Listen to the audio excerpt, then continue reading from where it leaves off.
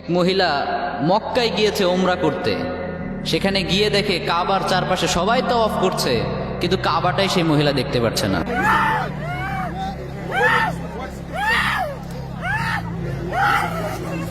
নাউজুবিল্লাহ পড়বেন না?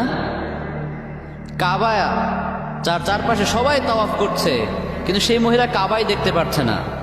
She isn't blind but she can't see the কাবা। মহিলাটা কিন্তু অন্ধ না, মহিলাটা সব দেখতে পাচ্ছে, বাট কাবা শরীফটাই দেখতে পাচ্ছে না। তো এই ঘটনাটা আমি যখন দেখলাম, তখন এর অ্যাকচুয়াল রিজনটা আসলে কি এটা ফাইন্ড আউট করার জন্য আমি একটু রিসার্চ করলাম। তো রিসার্চ করতে গিয়ে তেমন কোনো অথেন্টিক সোর্স থেকে আমি এর কোনো অ্যাকচুয়াল রিজন খুঁজে পাইনি। বাট আই গেস এই মহিলাটা হয়তো তার লাইফে এমন কোনো অন্যায় করেছে যে অন্যের শাস্তিস্বরূপ আল্লাহ তাআলা তাকে এত বড় অপমান করেছেন। আল্লাহ তাআলা তাকে নিজের বাড়িতে ডেকে এনে কাবা শরীফ দেখার যেই রহমত, যেই বরকত, যেই তৌফিক এখান থেকে মাহরুম করেছেন। নিজের বাড়িতে ডেকে অপমান করা, এটা কিন্তু চারটিখানি ব্যাপার না মিয়া।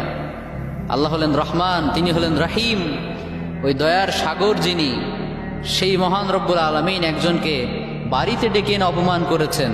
এটা কি সহজ কোনো ব্যাপার? ছোটোখাটো কোনো ব্যাপার নয়। তো এজন্য এখান থেকে আমার যে মেসেজটা আপনাদেরকে দিতে চাই সেটা হচ্ছে, আমরা যেন যে কোনো অন্যায় করার আগে অন্তত এটা ভাবি যে জানি না এই অন্যায়ের শাস্তিটা আল্লাহ কীভাবে যে দেয়, আমরা কেউ বলতে পারি না। পাপ করার আগে যেন ভাবি আমি কার পাপ করছি, কার অবাধ্যতা করছি, এই পাপের শাস্তি তিনি কিভাবেই যে দিবেন আমরা কেউ জানি না। এজন্য পাপকে বর্জন করার দরকার আছে না নাই? আছে। আর লোক মুখে আরেকটা কারণ আমি দেখলাম বেশ কিছু সোর্সে, সেটা হচ্ছে যে এই মহিলাটা যখন কাবা শরীফ না দেখতে পেয়ে মাটিতে হামাগুড়ি খাচ্ছিল, চিৎকার চেঁচামেচি করছিল, তখন সেখানকার লোকাল কিছু স্কলার্স রয়েছেন, তারা তাকে জিজ্ঞাসা করলো যে আসলে তুমি কি তোমার লাইফে এমন কোনো অন্যায় করেছো যার কারণে আল্লাহ তাআলা তোমাকে শাস্তিটা দিতে পারেন? তখন সেই মহিলাটা বলল যে অনেক অন্যায় তো করেছি, কিন্তু তেমন কোনো মারাত্মক অন্যায় আমার চোখে পড়ে না। তবে হ্যাঁ, একটা অন্যায় আমি অনেক গুরুতর করে ফেলেছিলাম, সেইটা হচ্ছে কতলুন নাফস, মানে মানুষ হত্যার পাপ। নাউজুবিল্লাহ পড়েন।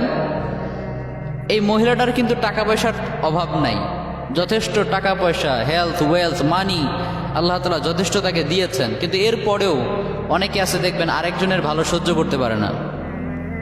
আছে না নাই? অনেক আছে, কিন্তু আরেকজনের যে বেশি হবে ওটা সহ্য করতে পারে না।